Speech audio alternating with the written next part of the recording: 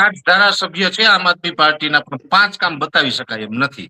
જી જી ટૂંકમાં તો એનો ક્યાંય કાંઈ કહેવાનો. નહીં. હા, હવે આમ જોવા જઈએ તો આમ આદમી પાર્ટીએ કેજરીવાલે ઈમાનદારીની વાતો ઘણી કરી, અને એમાં પણ મેં તો જ્યાં સુધી આમ આદમી પાર્ટીમાં માર્કિંગ કર્યું ને ત્યાં સુધી એવું છે કે ખીચામાં બોલપેન 5 રૂપિયા વાળી હોય અને ફોન 1.5 લાખ નો હોય એના હાથમાં, હાજી અને છે, એમ વાત કે એક જ અમે છે ને. સામાન્ય માણસ છે ને 1.5 કરોડની ગાડીમાં ફરે.